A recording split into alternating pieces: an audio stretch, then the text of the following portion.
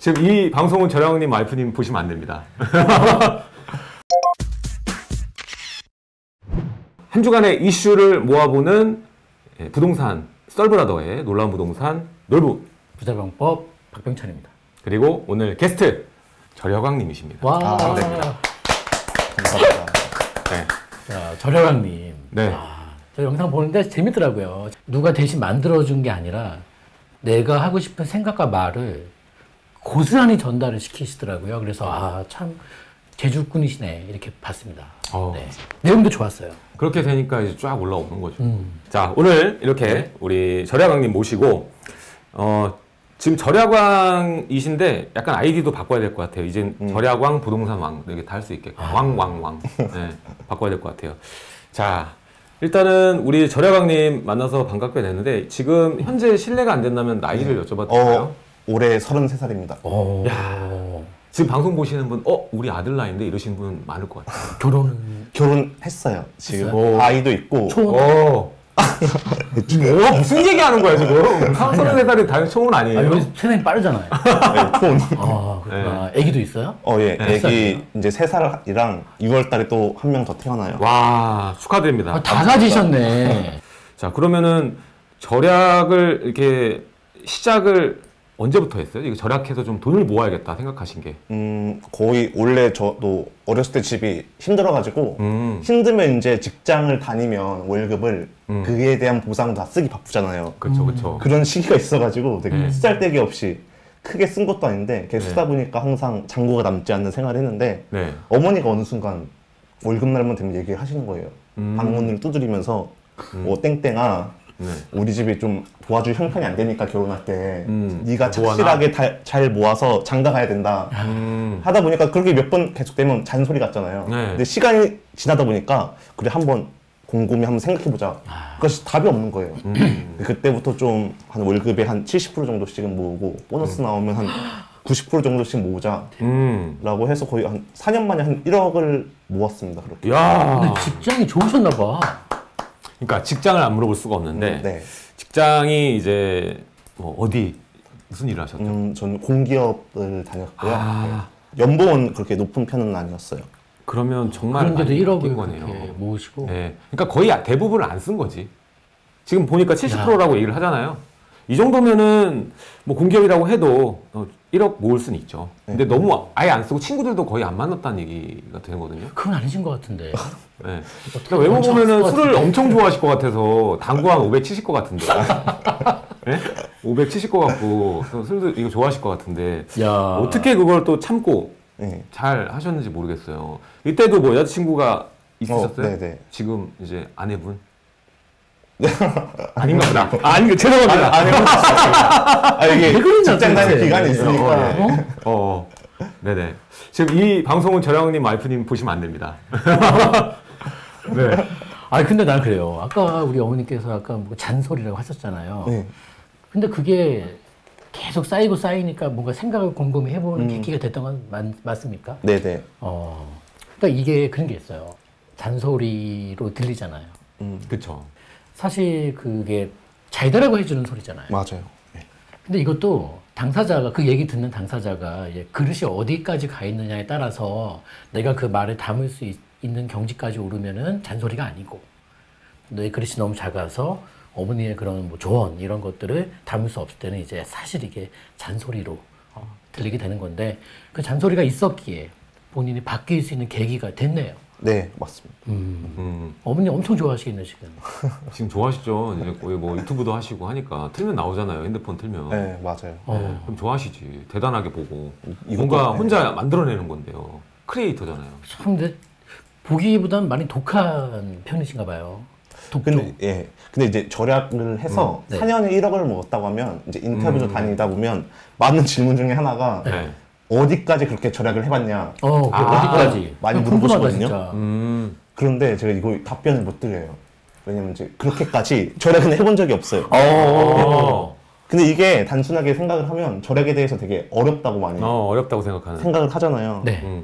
근데 생각을 바꾸면 괜찮은 게 뭐냐면 어차피 내가 절약을 하겠다는 거는 분명한 목표를 세워놓고 할 거 아니에요. 그냥 무작정 내가 절약 콘테스트에 나가가지고 뭐 절약 우승왕을 하겠다 그런 게 아니라 목표가 있으니까 점점 예를 들어 뭐 1년 차 때 2천만 원 모으자 하면 2천만 원 모으면 거기까지 도달하면 재밌고 또 3천만 원 모으면 거기까지 도달하면 재밌고 그러니까 저한테는 좀 하나의 게임인 것 같기도 하고 제 미래가 점점 더 나아지고 있다는 그런 느낌이 들어서 주변 친구들이 뭐 자동차를 사거나 뭐 해외여행을 가거나 핸드폰 신기종 바꾸거나 해도 그렇게 부럽거나 그런 적은 없었던 것 같아요. 맞네요. 그러니까 결국은요, 우리가 세 가지, 하나도 부럽지가 않아. 세 가지의 미가 필요합니다. 세 가지의 아름다움. 네. 흥미, 네. 재미, 흥미, 재미. 의미. 그렇게 시작해서 의미까지 오신 거고, 되게 좋은 단계적 목표를 잡아라. 네. 단계적으로 맞아요. 차근차근 목표를 잡아오셨잖아요. 100% 공감하는 얘기. 맞아요. 이게 성취감이 되게 중요한 거거든요. 맞아요. 성취감. 성취감이 없으면 도전을 했을 때 실패를 맛보는 느낌을 받잖아요. 근데 이걸 잘게 쪼개가지고 이거 얘기는 여러분도 책에서도 많이 보고 영상에도 많이 봤을 텐데 그냥 오늘 저녁엔 몇 시에 자야지, 아침엔 몇 시에 일어나야지 이것부터 모든 이제 성취가 시작되는 건데 네. 하나하나 뭔가 목표치를 두고 성취하다 보면은 내가 목표를 잡는 거에 도달하려는 그 의지가 세져서 뭐 성공하기도 더 쉽다. 뭐이 얘기를 해드리고 싶어요. 저도 경험했고, 뭐 경험했을 거고, 경험을 했으니까. 예, 지금도 보면 1억 모으기 해가지고 잡은 거고, 2천만 원 모으기. 이게 모여서 1억이 된 거고, 맞아요. 1억이 또 다음 목표 부동산으로 잡혀서 또 가게 네. 된 거니까. 맞습니다. 자, 그러면 이제 1억을 모았어요. 근데 1억을 모았을 때, 주위를 둘러봤을 때, 그런 생각이 좀 들었을 것 같아요. 이제 자산이 올라가는 속도가 굉장히 빠르구나. 내 돈 모으는 속도보다. 이걸 분명히 느꼈을 거고. 네네. 부동산을 이제 시작하게 되는 계기가 있었을 것 같은데 네. 얼마 안 됐잖아요. 네, 그러니까 그 맞아요. 계기가 뭘까요? 일단은 이제 부동산 투자에 대해서 먼저 얘기를 하려면 두 가지가 좀 마인드 세팅 되어야 되는 게 뭐냐면 마인드 세팅. 근데 첫 번째는 이제 레버리지에 대한 거. 좀 빚에 대한 두려움이 없어야 되는 것 같고 네. 또 두 번째로는 부동산으로도 돈을 네. 벌 수 있구나. 근데 이게 에피소드가 있었어요. 이제 한 번에 예전에 한 몇 년 됐는데 고덕 그라시움 아파트 알죠. 분양한 적이 있었거든요. 네. 근데 아버지가 그때 갑자기 끌고 가는 거예요, 모델하우스에. 근데 왜냐면 거기 분양가가 7억인가 그랬는데 저희 집 상황에서 분양을 받을 수 없는 수준이거든요. 네. 근데 가서 언젠가는 도움이 될 거다. 그래서 끌고 가서 주말이니까 저도 할 거 없으니까 따라갔는데 그랬군요. 줄을 서고 있었는데 이제 뒤에서 이제 아주머니들이 이야기를 하는 거죠. 아주머니들 몰려서 같이 다니시니까 이 아파트 이제 대출 받아서 사면 뭐 살 수 있겠다. 그런 얘기를 듣는 거예요.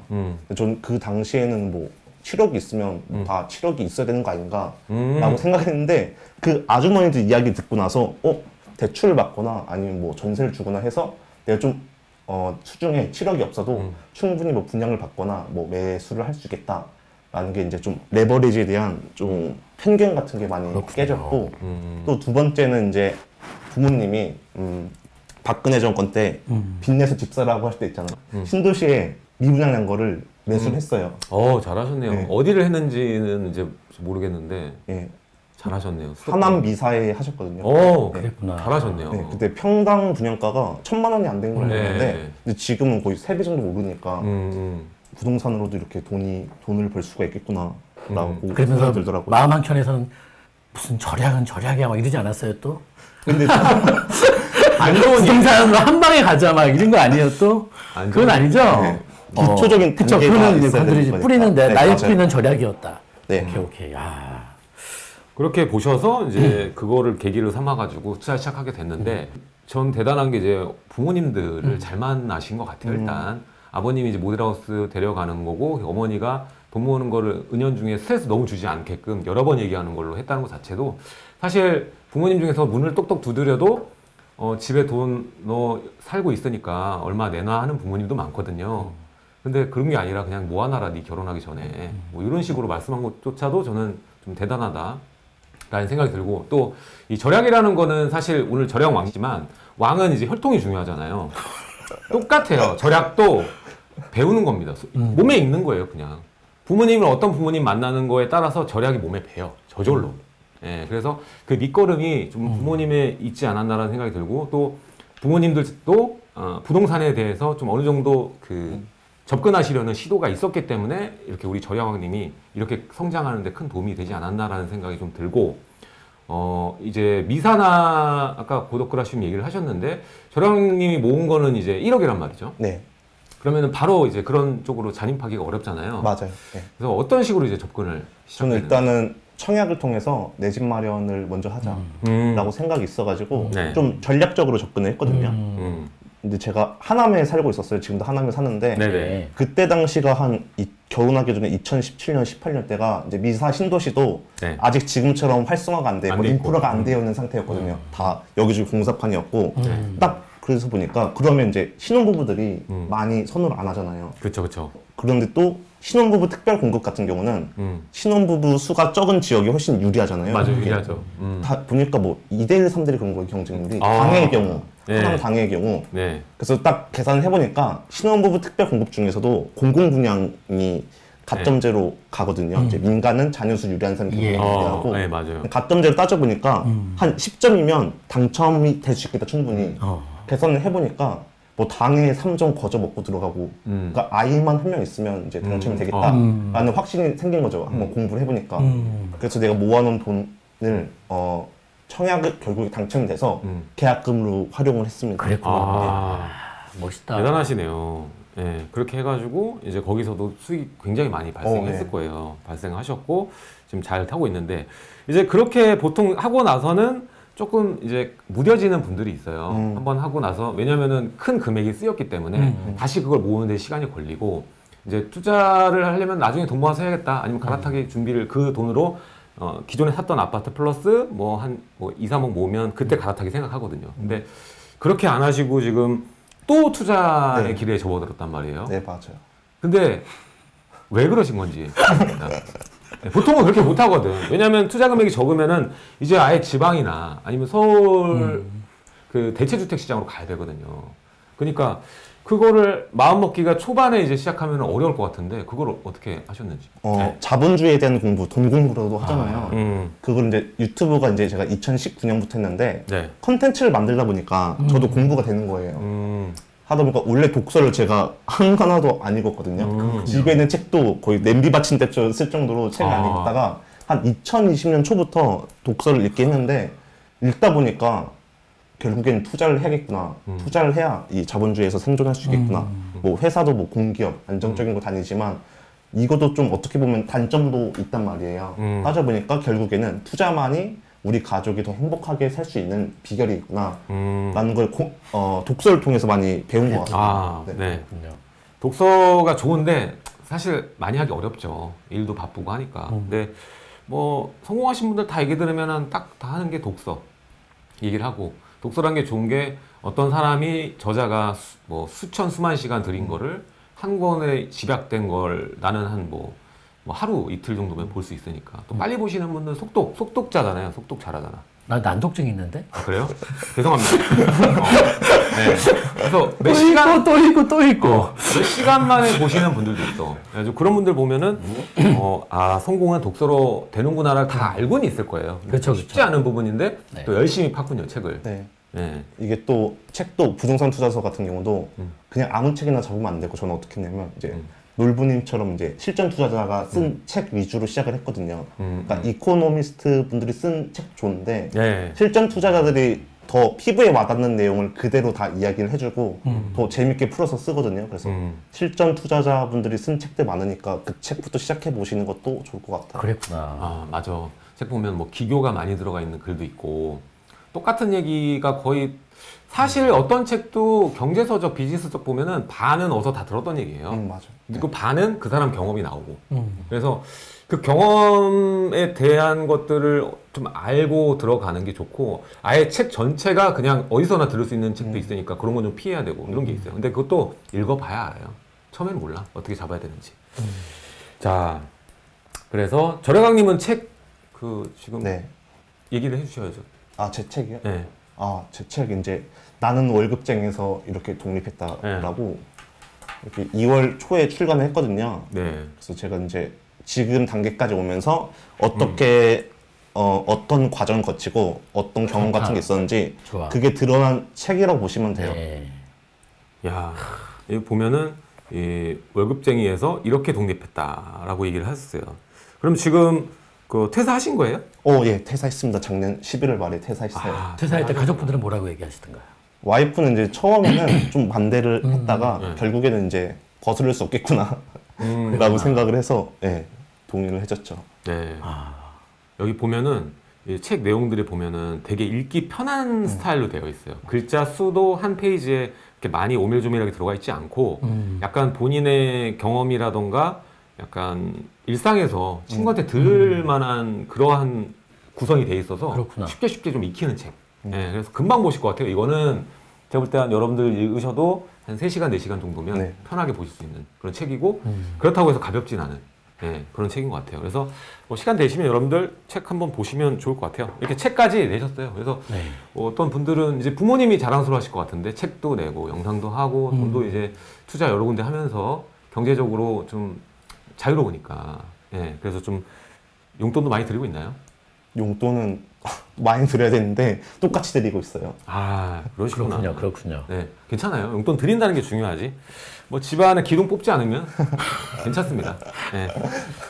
자, 이런 게 있어요. 아, 이거 진짜 큰 기회인데 지금 엄마 집 팔아야겠어. 뭐 이런 식으로 해가지고 돈 다 모아가지고 비트코인 받고 그래가지고 실패하는 케이스가 뉴스에 나오잖아요.